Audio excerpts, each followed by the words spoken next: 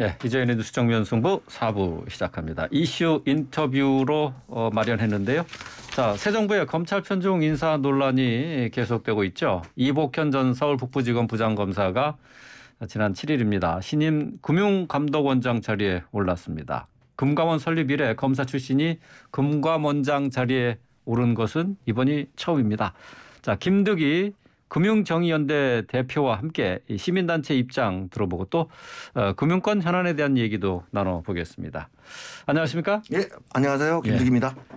자, 이복현 금감원장 선임에 대해서 대표님은 특히 이제 전문성이 결여됐다라는 점에서 우려를 표하셨습니다. 이게 좀 이 전문성이 결여됐다. 근데 전문성이 있다라는 주장들이 있거든요. 예. 좀 설명해 주시죠. 그러니까 전문성이 결여됐다는 건 금융 관련해서 금융 전문성이 결여됐다고 보고 있는 거고요. 네. 뭐 3살 먹은 애도 이쪽 부분에서는 전문성이 없다라고는 다들 동의하실 거예요. 그러니까 윤석열 대통령이 어쨌든 전문성으로 이야기를 하신 게 경제학과 출신 회계사. 금융 관련 수사를 했던 경험이 많다라고 이야기하는데 저는 정치학을 갖고 나왔거든요. 그러면 학과를 가지고 금융을 전문이다 아니다 하는 거는 부족하는 거고 회계사라면 회계사가 적당한 국세청장 자리가 맞죠. 사실은 그러니까 회계 부정에 대한 부분들은 하나의 일부분이거든요. 그러니까 금융감독원은 금융감독과 규제 그다음에 자산 건전성 문제 등 감독을 총괄하는 자리였기 때문에 저는 이분이 핀테크와 전자금융에 대해서 이야기를 하시는데 이런 것을 어떻게 갈지에 대한 부분들 4차 산업에서 인터넷 전문은행이 등장하면서 나왔던 문제들에 대해서 총괄적인 정무적 역량이 있느냐에 대한 의심을 하는 거죠. 감독기관 그리고 또 규제기관이잖아요. 그런 측면에서 보면 검사 출신이 또 적합할 수 있다라고 할 수도 있고 금융사고를 또 미연에 방지하는 기능도 기대해 볼 수 있지 않습니까? 근데 금감원은 사정기관이 아니거든요. 뭐 일명 칼잡이라고 이야기를 하시는데 검사는 이게 칼잡이가 와가지고 수사를 하는 게 아니고 금융사기와 같은 이제 이 사건들이 있잖아요. 그건 조사를 하는 거죠. 조사를 하는 거고 조사를 해서 이 제재를 할 때 사실은 이게 저 문재인 정부의 윤석열 원장이 오기 전까지 뭐 최영식 원장도 있지만 그 전에는 다들 금감원 원장의 자리들은 모피아 출신들이 왔거든요. 그렇죠. 그런데 그 다음에 이제 금융학자 출신들이 오기 시작을 했는데 그 이전의 제재와 분쟁 조정률은 형편이 없었어요. 금융 소비자 입장에서 본다면. 왜냐하면 사모펀드 사태에 있어서 최초로 CEO에 대한 제재를 했거든요. 자, 검사 출신이 오셔가지고 이 제재를 과연 유지를 할지 저는 좀 지켜볼 건데요. 그러니까 증거주의에 입각한 검사가 증거가 좀 부족하더라도 정무적 판단을 했을 때 CEO한테 책임을 물어야 된다. 내부 통제 부실에 대한 책임 관리. 이게 하나은행과 우리은행에 대해서 은행장들의 책임을 물어서 제재를 했는데 1심에서는 판결은 엇갈렸습니다. 우리은행 같은 경우는 패소를 했고 금감원이 하나은행 같은 경우는 실효적인 관리의 측면에 있어서 제재의 필요성을 인정을 했기 때문에 이겼어요. 이런 충돌들이 있었는데 전례가 없다 보니까 그전까지는 CEO에 대한 징계를 안 하고 다 꼬리 자르기를 했어요. 책임자들한테 묻는데 그다음 이복현 원장이 이런 것들 기조를 계속 유지할지 아니면 증거주의에 입각해서 증거가 부족하기 때문에 그 제재는 아니다. 뭐 이렇게 갈지 좀 의문스러운데 전문성이 부족하다 보니까 그리고 소위 말하는 칼잡이가 오다 보니까 금융회사에서는 싫어해요. 그러니까 시그널이 이거 뭘 조사해서 자기들 다 물갈이 하는 거 아니냐. 뭐 이런 시그널로 받아들이고 있는데 오히려 그걸 달래기 위해서 제재에 대한 수위들이 금감원 윤석열 원장이 했던 제재보다 후퇴하는 거 아닌가에 대한 우려도 하고 있는 거죠. 저 진보학계에서는 그렇지만은 이복현 원장에 대해서 최선은 아니지만 차선은 된다.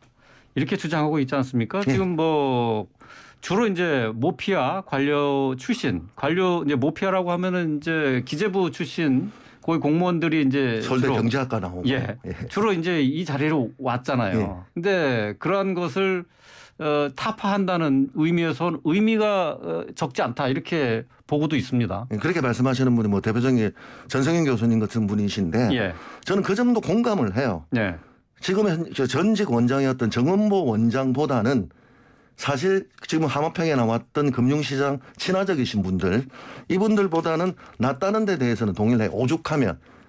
그렇기 때문에 저는 모피아 출신들과 금융 친화적인 이 금융학자들은 좀 반성을 하셔야 된다는 거 말씀을 드리고 저는 그 자리는 금융학자들 소비자 보호 관점이 뚜렷하신 분들이 오셔서 해주는 게 맞다라고 보고 있는 거예요. 그런데 모피아들이 와가지고 특히 정원보 원장이 와가지고는 윤석열 지우기를 하면서 금융시장 친화적인 이야기들만 하셨거든요.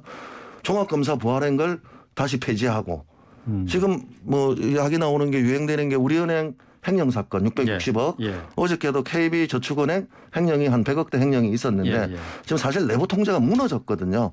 이 무너진 데 있어서 검사 출신 원장이 와서 예방적 차원에서 할 수 있는지에 대한 기대는 할 수 있어요. 그런데 그 기대가 그냥 끝나는 게 아니라 이거는 꼬리 자르기 당사자에 대한 제재와 엄벌로 넘어가는 게 아니라 저는 우리은행 횡령사건 같은 경우는 5년간 횡령을 계속했고 그 뒤 5년간은 몰랐다는 거죠. 그러면 은행장에 대한 책임을 물어야 되는데 그까지 책임을 물을 건지 안 물을 건지에 대한 게 이복현 원장이 어떻게 할지 지켜봐야 된다.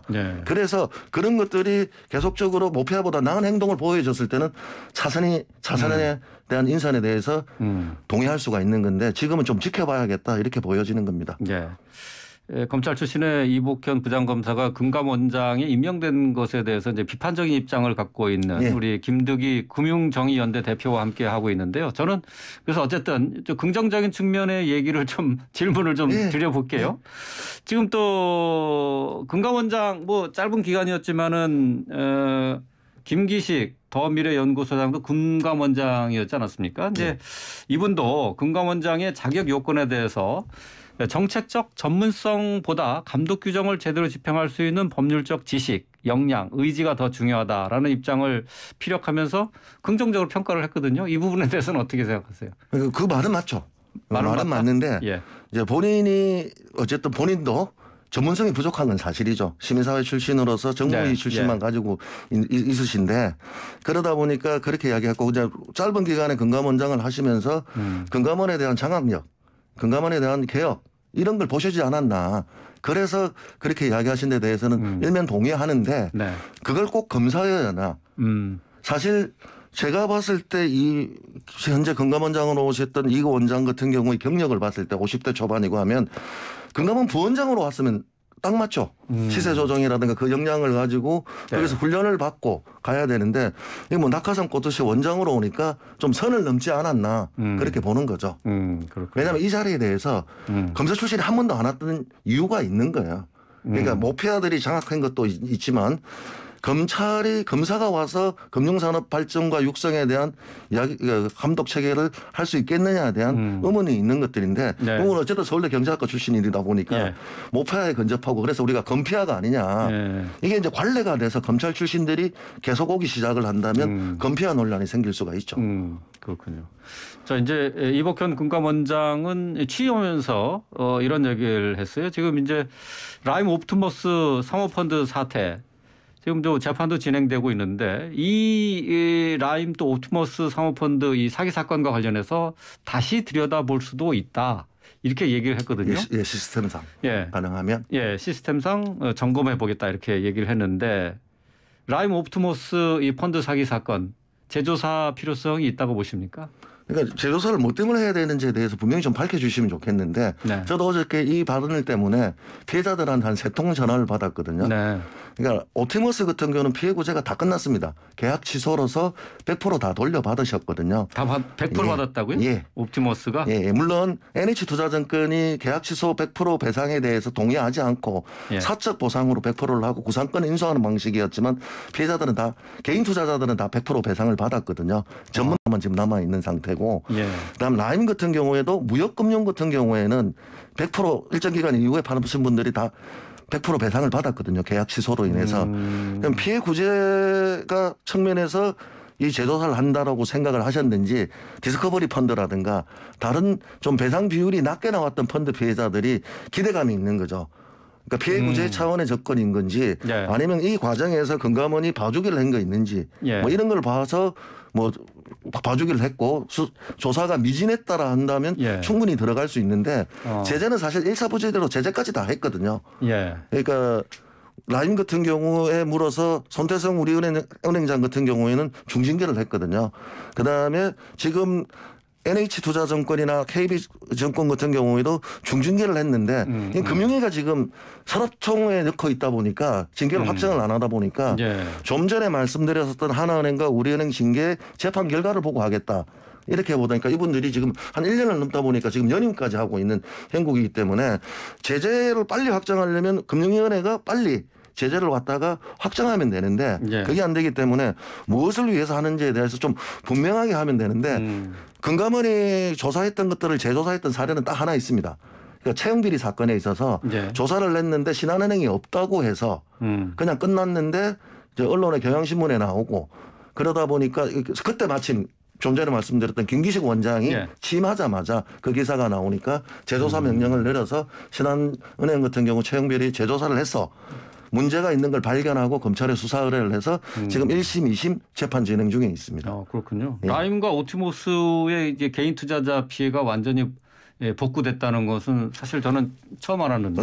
라임 중에서 무역금융을 제외한 분들은 좀 일부 남아 있습니다. 그리고 아직 신한금2 같은 경우에는 라임 무역금융 제외한 건 아직 분쟁 조정도 시작하지 않았기 때문에 피해 구제 차원의 재조사를 한다는 것은 긍정적이다. 저는 이제 중요한 것은 일반 개인 투자자들의 문제거든요. 이제 그 뭐 퇴직금을 모았다든가 뭐 예금했다 이런 분들이 이제 피눈물을 쏟는 부분이잖아요.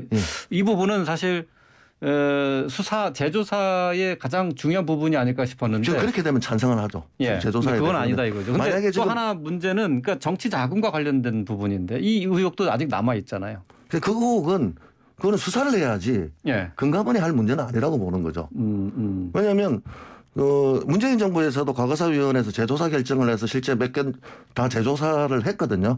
금융사건 중에서는 그 유명했던 신한 사태에 대해서 재수사를 한 경우가 있는데 검찰이 자기 입장 권한을 가지고 정치자금 문제에 대한 의혹이 있다면 수사가 잘못됐다 한다면 재수사를 하는 게 맞지 금감원이 그 목적으로 재조사를 한다. 그 하나만 가지고 한다면 피해자들에게 희망 고문이 될 수 있는 거죠. 희망 고문이다. 그래서 저는 좀 피해자들 두 번 안 울렸으면 좋겠어요. 재조사에 대한 명확한 입장과 프로세스를 밝혀서 정말 피해자 구제를 위한 건다면 저희들은 두 팔 걸려서 환영을 하는 게 피해자들 입장에서는 금감원장이 검찰 출신이 되든 뭐 학자가 되든 모피아가 되든 검은 고양이든 흰 고양이든 피해 구제만 잘해주면 좋겠다 이렇게 이야기하고 있거든요. 자 그렇다면은 이복현 금감원장에게 당부 사항이 좀 있으실 것 같은데 한번 이 자리에서 한번 말씀해 주시죠. 지금 우려가 되고 있는 게 취임사를 보면 금융 선진화를 이야기하시고 계시거든요. 그러니까 자기가 부족한 면들 때문에 금융 선진화를 통해서 오히려 금융회사 봐주기로 흘러갈 수 있는 데한 우려가 있으니까 정말 본인이 가지고 있는 법과 원칙 그리고 칼잡이를 하셨을 때 그 추상 같은 것들로 가지고 공정하게 잘못한 거에 대해서는 엄밀히 제재를 해 주셨으면 좋겠다는 게 하나가 있고요. 그다음에 지금 채용비리 관련해 가지고 아직도 대법원에서 확정 판결이 받았음에도 불구하고 국민은행 같은 경우에는 채용 취소가 불가능하다고 지금 버티고 있거든요.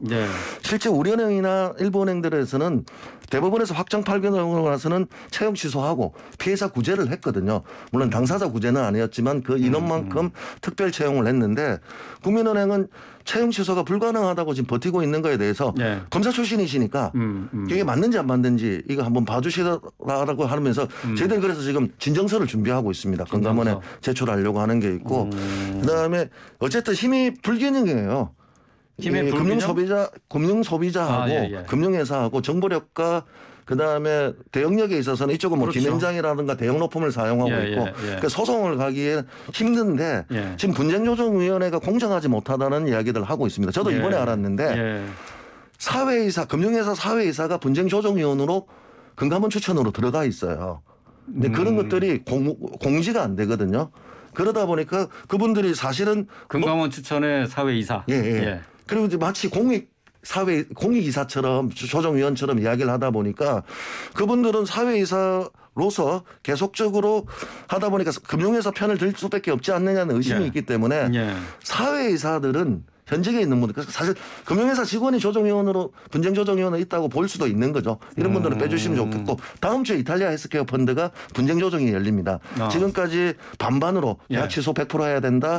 아니다. 불안전 판매다. 이게 있어가지고 1차에서 결정을 못 내는 다음에 하는데 거의 저희들은 계약 취소로 그러니까 소비자보호처장 김은경 처장은 강력한 의지를 가지고 계약 취소를 생각하고 있었는데 예. 만약에 이게 뒤집혀서 불안전 판매로 나온다면 이게 시장 금융선진화를 이야기하면서 금융회사를 달래기 위한 금융회사 편등기 아니냐 이런 우려도 나올 수 있기 때문에 예. 좀 잘 살펴봐 주시기 달라 예. 이렇게 이야기하면서 마지막으로 이 비대칭을 만들기 위해서는 기본적으로 예방적 차원에서는 집단적 소송제와 예. 징벌적 손해배상제가 필요하거든요.